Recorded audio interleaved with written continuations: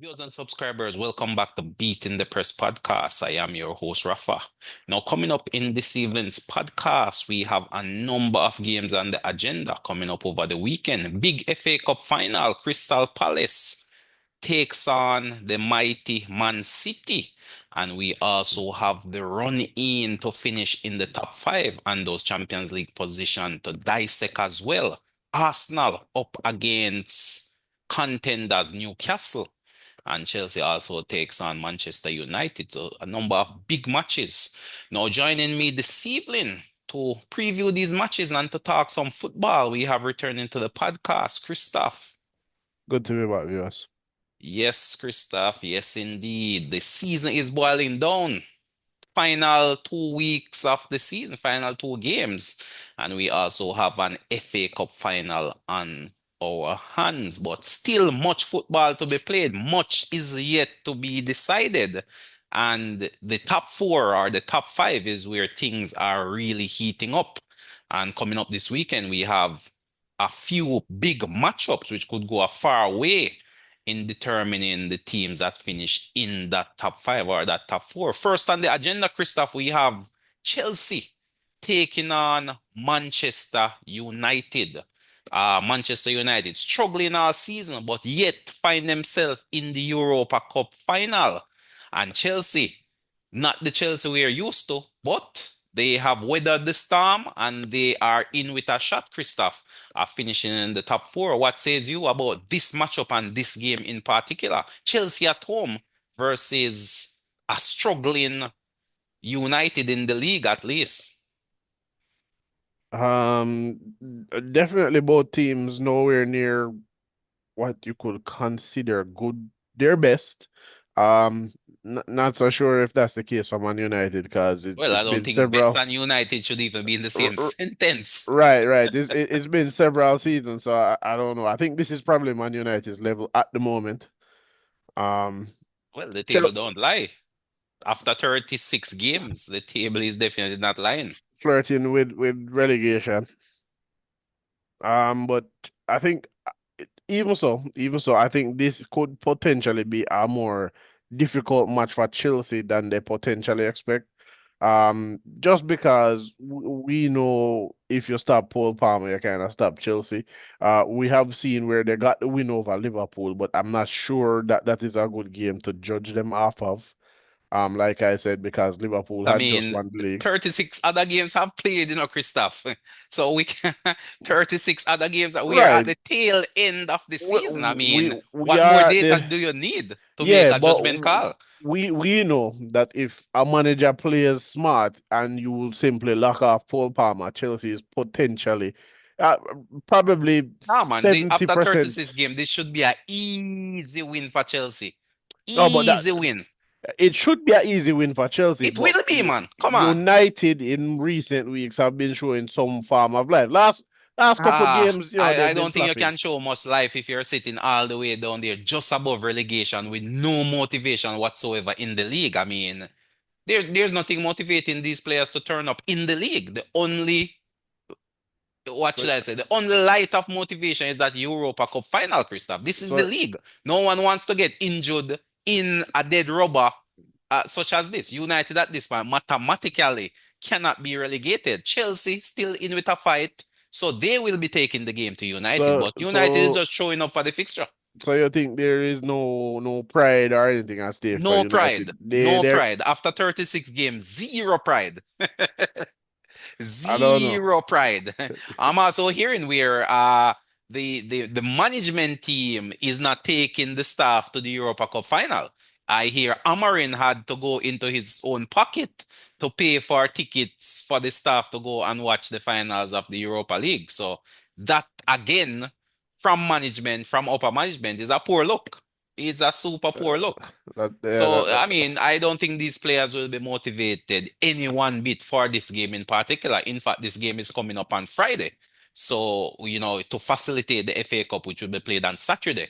So, two matches will be played on Friday. You have this game, which is the Man U versus Chelsea game, and you also have Aston Villa, who are also battling for the top four, playing against Spurs in the other game on Friday. So, you have two games on Friday, which are potential dog fights to finish in that top four position. But for me, Christoph, this should be an easy win for Chelsea. Chelsea is a team that is motivated. They have picked up a bit of form, as you said, knocking off Liverpool for one. So that galvanized their momentum. And I think they will go into this game at home with all guns blazing. And Cole Palmer should be at the center of this Chelsea team and making things happen out there on the pitch. For United, this to me is just seeing out the fixtures. Nothing more to play for. I don't know. Man United could decide to show up on the day. Um, Leaning towards Chelsea, but again, I maintain if you stop Cole Palmer, you stop Chelsea. I don't know if Manu can stop him, or if they, like you say, if they are even motivated to try. Right? But I think this is a fixture potentially could go either way in my mind. Either Edge to way, Chelsea. oh, but what's Edge your to call? Chelsea. What is your call for this game? I give it to Chelsea 2-0. Yes, man. This should be a easy Chelsea win. Easy, easy Chelsea win. I mean, if Chelsea doesn't win this game, then I don't think they're deserving of finishing in that top five. I mean, and they definitely have to win these two last games because they after this game versus United, their next game is against another top four rival, which is Nottingham Forest. That's their final game of the season, away from home as well. So advantage Nottingham Forest there. So to give themselves a fighting chance, they have to get that 3 points over Man United in this one. And I think they have enough firepower to do so. I mean, Jackson should be out having picked up a red card in the previous game. But to me, Chelsea should have enough firepower. There's Neto. Cole Palmer can also play a false nine role, so to speak. And of course, you have that midfield trio, Enzo coming up with a few goals here and there and playing a good game versus Liverpool. So all the pieces are there for this Chelsea team to go out and get that win. So for me, I'm also calling a Chelsea win. Uh yeah, 2-0 is a good call, but I'm gonna go one more. I'm gonna go 3 goals to nil. 3 goals to nil for Chelsea. I don't know. I don't know if but Chelsea could score three, fine. But I'll stick to 2-0 Chelsea. Indeed, indeed. The proof of the pudding, as they say, is in the eating, but definitely a game I'll be looking at come Friday. The next game we have, Christoph, is Aston Villa versus Spurs. And to me, much like the Chelsea game, Spurs has zero motivation. They're just seeing out the fixtures. Manager is rotating his squad, keeping everybody fresh for the Europa League final. This should be an easy win for Aston Villa, especially playing at home. So how do you see this game? Yeah, Can Spurs create an upset as you probably no. harbor a bit of hopes for United over Chelsea? No, not in this case. I don't think Tottenham will beat Aston Villa. No, you're not just speaking from a Arsenal fan No, no, no, perspective. no, no, no. Not no, no. I keep it relatively neutral. Even when I'm not neutral, you know I'm not neutral. But for the most part, I know I don't think I don't like it's not just the motivation in the case of Tottenham to me. They always fall off at the end of the season. We saw it last season. We saw it the season before. We saw it the season before. They always fall off at the end of the season. And again, just above relegation. For these big teams, big clubs, this might as well be bottom of the table. For them, they might Yeah, I as well be mean, in the relegation. table doesn't lie, Christoph. That's what I'm saying. We are at week 36. If you can't show your class over 36 previous games, when are you going to show it? So the proof of the pudding is in the eating. The teams are where they are because of the poor performance they have displayed all season and the lack of quality within these squads. So Spurs down there at the bottom, what? They're in what? 16th, I believe, 18. or 15, 16, somewhere Oh, yeah, thereabouts. 17, sorry. 17th. Yeah, man, bottom right table. You don't have anything else to write home about. They're just above relegation. They can't be relegated mathematically, so they really don't have to worry about that. It's just a I case mean, of trying to see out this season. Just forget that this season happened. Try they've your best to lost. get a trophy in the Europa League and then Uh, restart, refresh come next season. So to me, not much motivation. Aston Villa should be the motivated team. They are going for that top five to finish in a Champions League position for next season. And I think they're gonna go all guns blazing. Watkins should be leading the line and backed up with quality players. The proof of the pudding, as I say, is in the eating. Aston Villa has been playing some good football all season. A bit, they faltered a bit in the middle of the season, which dropped them down the table a bit. But generally speaking, they have been hovering around this top seven position all season. So they are definitely deserving of where they are currently, and they have given themselves a fighting chance with 2 games to go to finish in that top five position. So for me, this should be an easy Aston Villa win. Watkins popping up with maybe a brace, and Aston Villa taking this one maybe 3 goals to 1. What says you in terms of a scoreline? Yeah, that sounds like a fair score. 3 goals to one, 3-0. I think about that is fair. I don't see Tottenham winning it. Um, no, it's not any Tottenham hate or anything like that. I don't see Tottenham winning it. They've drop off at the end of the season. Um, Lack of motivation because essentially the highest they could probably finish now is what 16.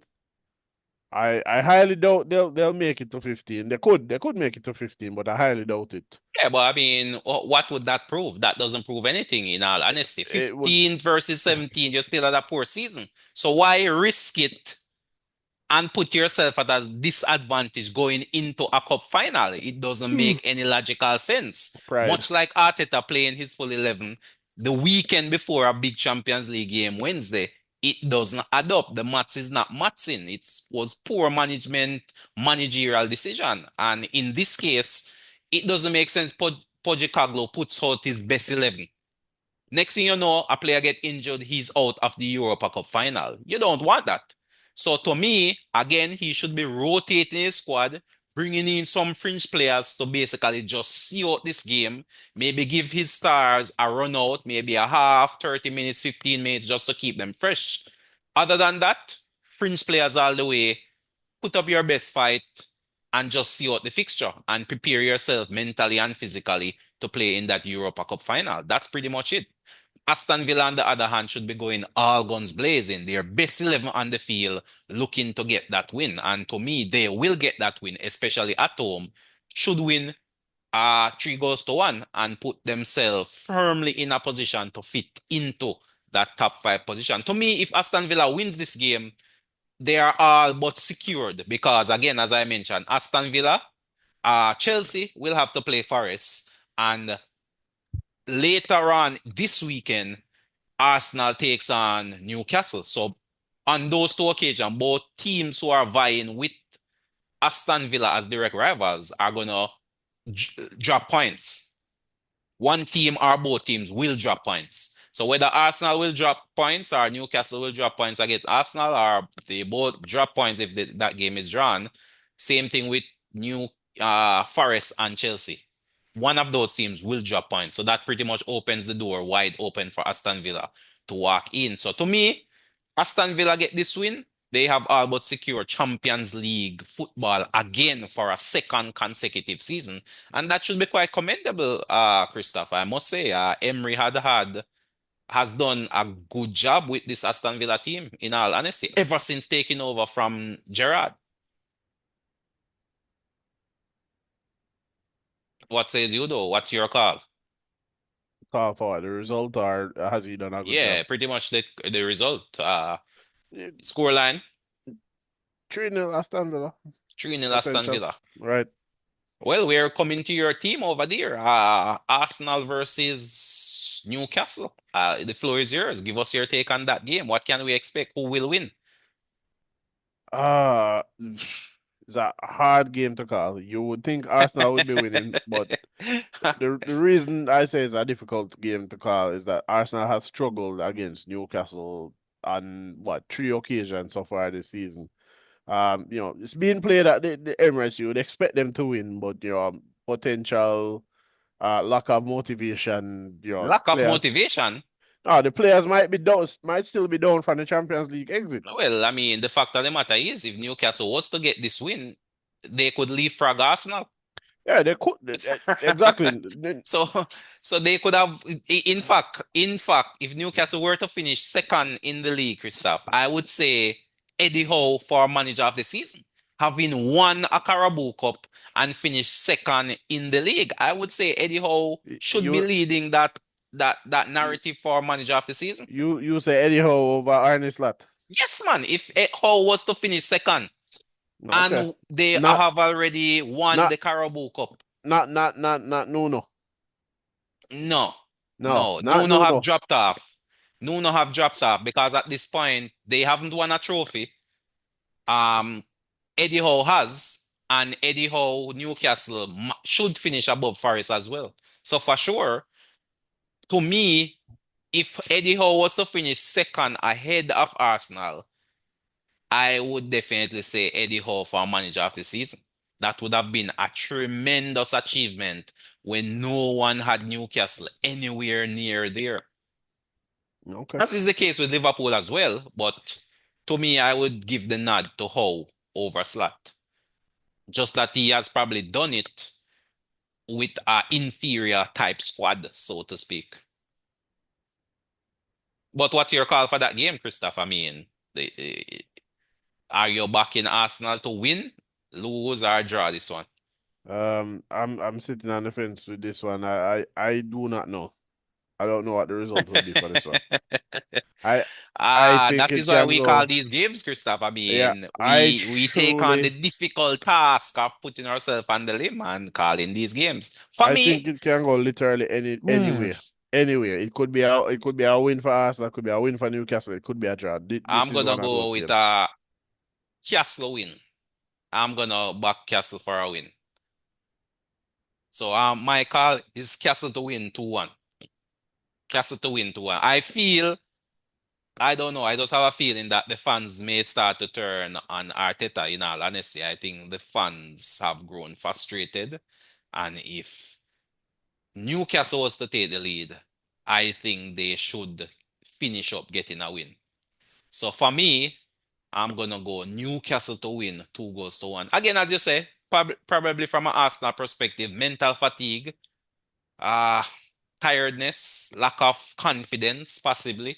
Fans getting frustrated with the lack of success, or at least tangible success. Because I would say over the Arteta period, Arsenal has improved, but not to the point where they're winning trophies. So similar, almost, well, not similar, but closely similar to that of Klopp. Klopp capped his improvements with trophies. That has been the difference between the Klopp era and the Arteta era. So both teams have improved under new management, but at the end of the day, you need trophies, Christoph, to show that improvement, to show that success, to add to your CV, to keep you in the job, so to speak. And I think thus far, Arteta has failed to deliver on that. And this will be another year where he has failed to deliver any sort of silverware to the Gunners camp. And I just think the fans are growing frustrated as well in terms of the lack of silverware. When they look at rivals such as Spurs, for example, who may yet finish the season with a trophy over Arsenal. So Spurs may have a trophy to show at the end of the season, while Arsenal has nothing to show except possibly finishing second. And that isn't even a guarantee at this point in time. They'll have a trophy, but in the grand sense of it, it will be a somewhat meaningless trophy in the Well, sense that I wouldn't call it meaningless. it won't be meaningless to Spurs because that's the level that they're competing at. What I'm saying is, if Spurs was in the championship and won the championship, you would not be celebrating, winning the championship and coming up and saying, oh, you win a trophy and Arsenal didn't win one. It's the same thing with the Europa League. Arsenal was not in the Europa League. Arsenal was in the Champions League. So it's in terms of winning a trophy, it doesn't count against Arsenal because Arsenal was in the Champions League, a competition for elite teams. Europa League is for the second tier teams. So it's not the Well, same. I can see the point for sure. Reasoning from a logical perspective, definitely see the point. Reasoning from a more trolling point of view, as is the common case these days amongst fans. The fans won't care of such breakdown in terms of elite versus second tier, etc. They'll just be looking at silverware, hardware. And when they look, they will see one trophy to Spurs, zero trophy to Arsenal. So, but I can definitely understand the perspective. In other words, you can't compete against teams in a league that you're not part of, which Exactly. is the case. Right. Arsenal was in a completely different league as compared to Spurs. So it's almost as if you're comparing oranges to apples. But as I said, your typical fan will just be looking at the hardware as opposed to looking at the more nuanced explanations and detailed analysis per se. But I'm gonna back Newcastle to get a 2-1 win, and I'm gonna go out on a limb, Christoph, on that one. Yeah, Arsenal should be the favorites entering into that game, but for whatever reason, I just feel Newcastle is on a roll. They've picked up a momentum, and I just feel they will get uh, goals versus this Arsenal team. That man Isak seemed to have a fondness for scoring against Arsenal, and I think he'll find the back of the net in this game as well. So I'm gonna definitely back Newcastle to get the victory over this Arsenal team. However, Arsenal should still finish in the top five because I do expect them to beat Southampton in their final game. So I feel they will still pick up the 3 points, which should be good enough to keep them in that top five position as well. But I just don't see them beating this Newcastle team. But of course, the ball is run. So anything, as you say, it should be a tight game. I mean, by no means will this be a walkover. It should be a tight game. And as I say, it could potentially go either way. The game here is probably on a knife's edge, you know, and it can tilt left or tilt right. So should be a very entertaining games, especially for the neutrals. And this one is also coming up on Sunday, I believe. So that's a Yes. game to look out for on Sunday. But we have the trophy match, Christoph. We have the big FA Cup final, and that match is taking place on Saturday. That is a matchup between Man City and Crystal Palace. Man City, not the Man City we've come to know over the last couple of seasons. This is a change Man City. This is a Man City team in transition. And this is a Man City team which has gotten mixed results all season. They have not been the dominant force they once were in previous years versus a resurgent, confident Crystal Palace team under new manager climbing up the table, talisman in the form of Eze and getting a few goals and keeping a few clean sheets. So this is a team which obviously cannot be taken lightly. They have made it to the final, deservingly so, and they're in with a shot at silverware versus Man City. The table is now set, Christoph. Who wins this game is the question.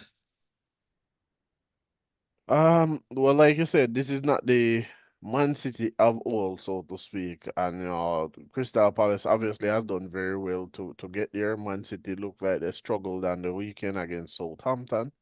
But for all we know, that could be that could have been the point, could have been mind games. There's not a lot to gain, so to speak. Obviously a top four spot, but City probably, didn't care too much about it. And their focus would potentially be on winning the FA Cup.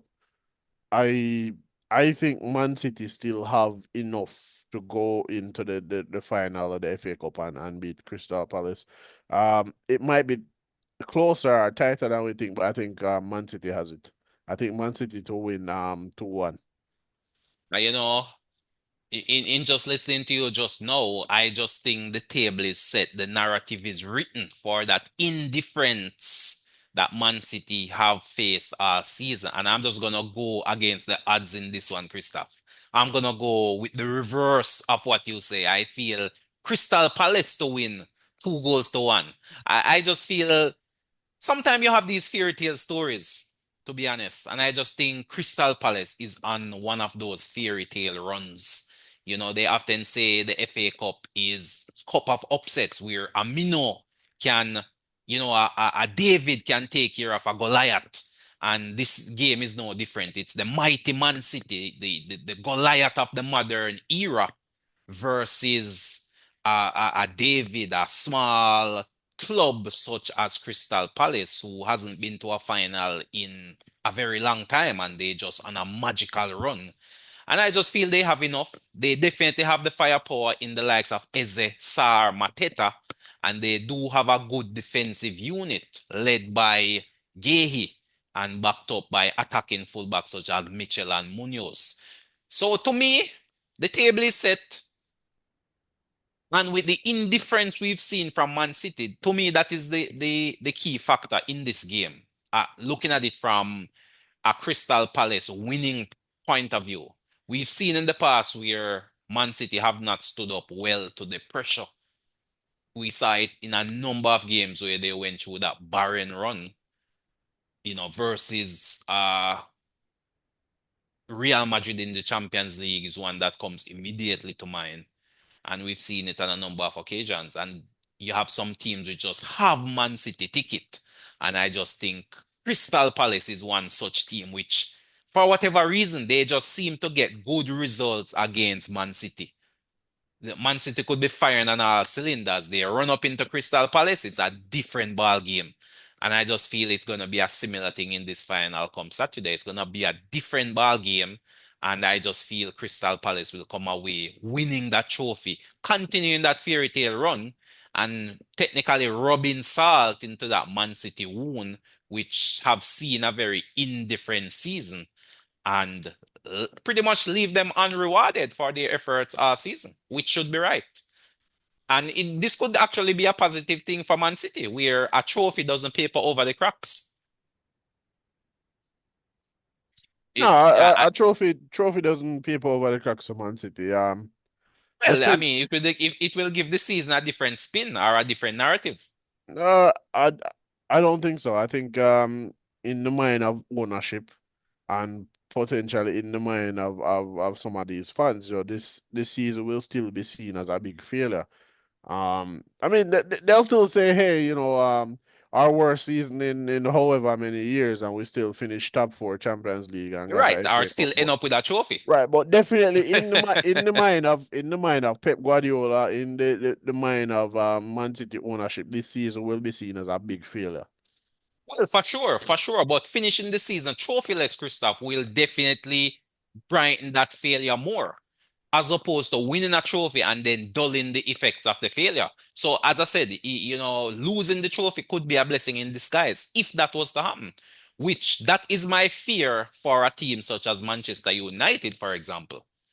Let's assume United goes on to win that Europa Cup over Spurs.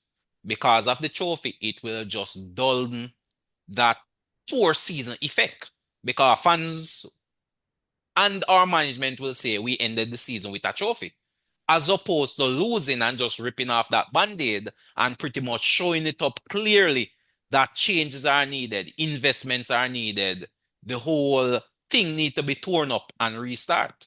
So Uh, that's my fear for a team such as United. Because we've seen it before. We saw it under Ten Hag when United had gone on to win that FA Cup. And as opposed to Ten Hag getting fired, he was given a new contract, which subsequently have now cost United money and have set them back than where they were previously. but that is the United way is nothing new. We've seen players underperform and whatever, and then they pick up a little farm at the end of the contract and get new contract.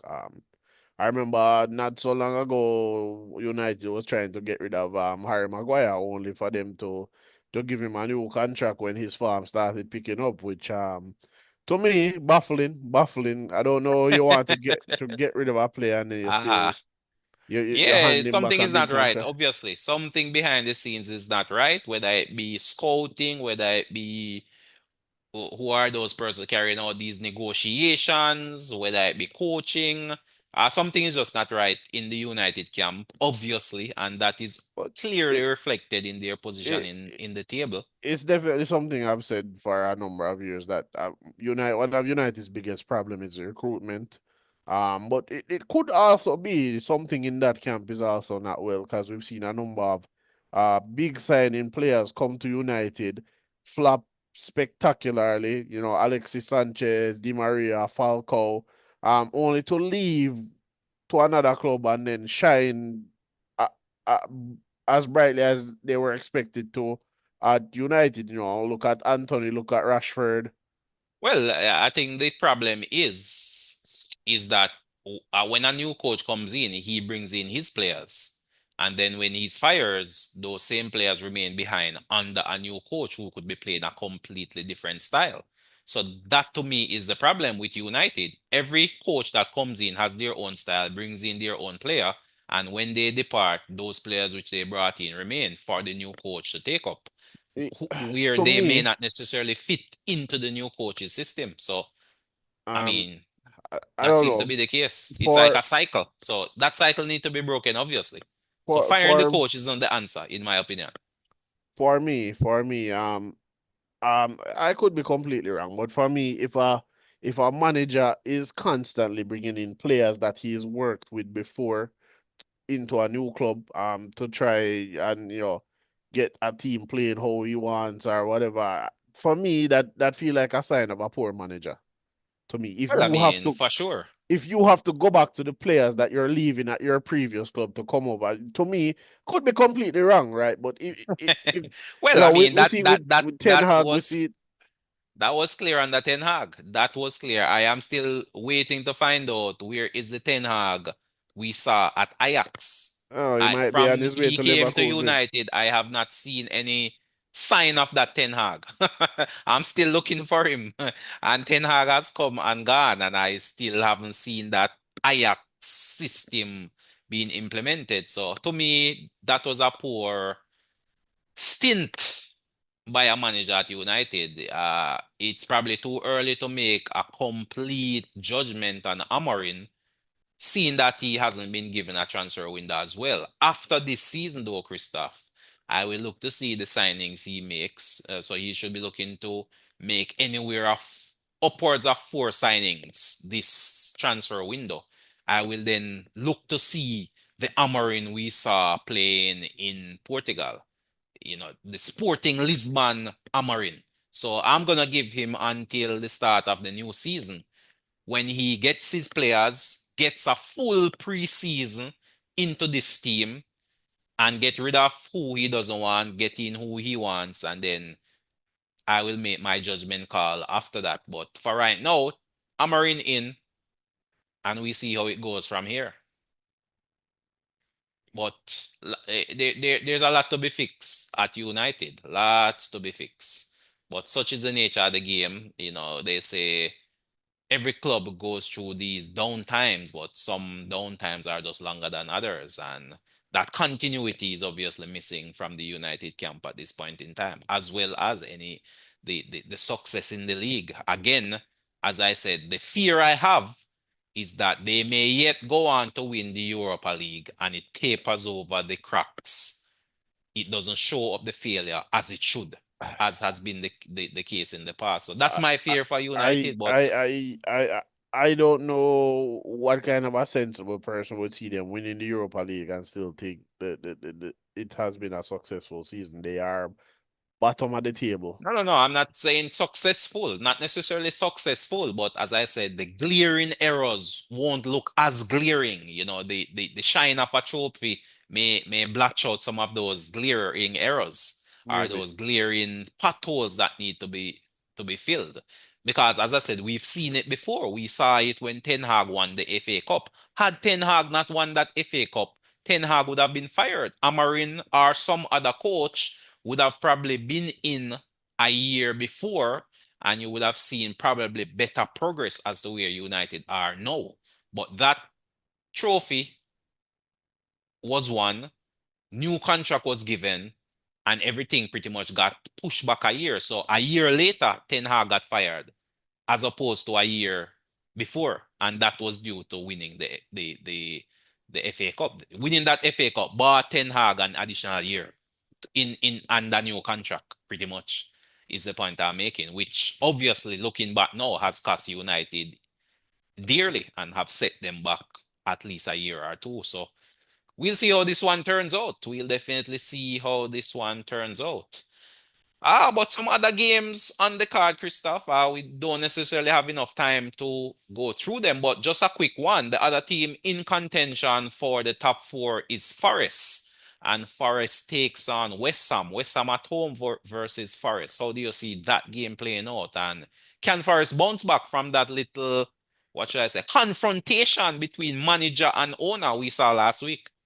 Or is there Uh, trouble in the Forest camp at this point in I time and they're mean, falling off? there could be trouble in the Forest camp. However, I think Forest should bounce back against West Ham. They've done better since they've gotten a new manager, but I think Forest is the superior team, and playing on the counter attack should suit them well since they're away from home as well. And they Yes, do get a lot yes, of early goals, so I think yes. Nottingham Forest have it. Yeah, I'm just wondering if Forest is now falling off. They've peaked, they've reached their summit, they've plateaued, and now they're pretty much almost like coming back down to earth, so to speak. So that is my fear of this Forest team. They may have just run out of gas this late in the season. They put in a lot of effort over the course of the season, I but don't these I don't thi- final I don't four or quite five think so. games. I don't quite think so. We've seen that they at least still have goals in them. So it's more a matter of how well they're going to potentially defend these leads, how the defensive unit is going. But we've seen where they still have a lot of goals in them. Um it's the defending that I would say has let them down in recent weeks.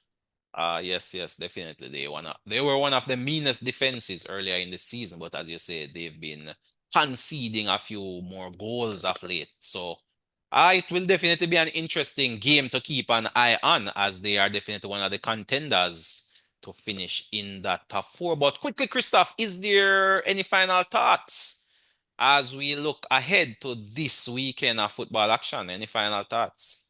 Definitely some interesting games. I think obviously the big ticket show will be the FA Cup final and potentially Arsenal versus Newcastle for the neutrals and for the Arsenal and Newcastle fans. I think those are the two biggest games to watch in my opinion. Definitely looking forward to the weekend, football, football, football, football from Friday, Saturday, Sunday, and then again come Tuesday as well, more football. So definitely entertainment for this weekend. We are not short of that, and all of these games are games of serious consequences. But that's all the time we have, viewers and subscribers. Christoph, thanks again for coming through and really sharing your thoughts and your opinions. Viewers and subscribers, thank you for tuning in and continuing to support the podcast. Leave us your comment. Tell us who will finish in the top five and who will win the FA Cup. Of course, if you haven't subscribed as yet, hit that subscription bell and share, share, share. Continue to help us to grow. But until next time, this is Rafa signing off.